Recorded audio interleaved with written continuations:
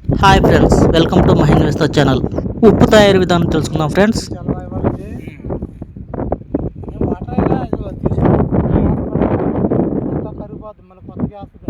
కరిగిపోతుంది అదంతా.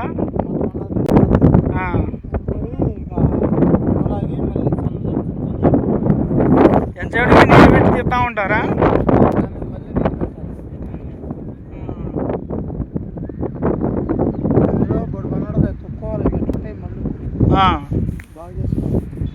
సదనం చేయాలి. తయారైన తర్వాత ఉడుకుని చేస్తారా? మరి ఇసుక ఇదంతా దాంట్లో రాదా? బయట నుంచి వచ్చేస్తాం. ఇంకా దీంట్లో వేసి శుభ్రంగా కొడతాం. తర్వాత ఎండగట్టి అప్పుడు వేస్తాం. అట్లా తొక్కి ఇసుక వేసి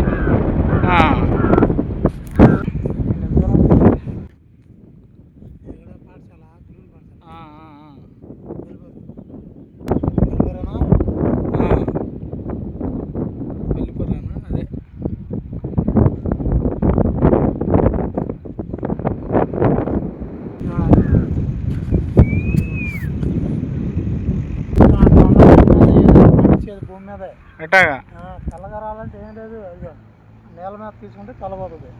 మాకు ఎక్కువ రావాలి కాబట్టి నేల మీద తీయం. కరిగిపోతా పర్లా, మాకు ఉప్పు కావాలి. తర్వాత వైట్ ఎట్ వచ్చింది మరి? చెరువులకి చేపలకి వేస్తారా? తెలుగు రావాలి, కూర తినాలని. Okay okay. అదే చేప చెరువు గట్ట వేస్తారు. ఉప్పు ఎక్కువస్తుంది. నేల మీద తీస్తే తెలిపోతుంది కానీ ఉప్పు రాదు, కరిగిపోతా ఉంటుందా? కొద్ది కొద్దిగా వస్తుంది. తెలుగు వస్తుంది. అట్లా తీస్తే మాకెట్టా పని అవుతుంది అవదుగా. అది తక్కువ వెళ్ళిద్ది, తక్కువ వస్తుంది ఉప్పు. అది నేల మీద చూడు చాలా తెల్లంగా చెక్కున్నట్టు తెల్లగా ఉంటుంది. అట్లా తీస్తే కానీ మేము తీస్తే మాకు తీసుకోవాలి. తెల్లగా ఉంది చూడు.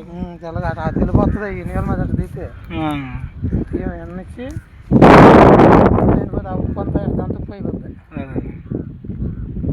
మాకు కావాల్సింది ఉప్పు ఎక్కువ, తెలుగుతో సంబంధం లేదు.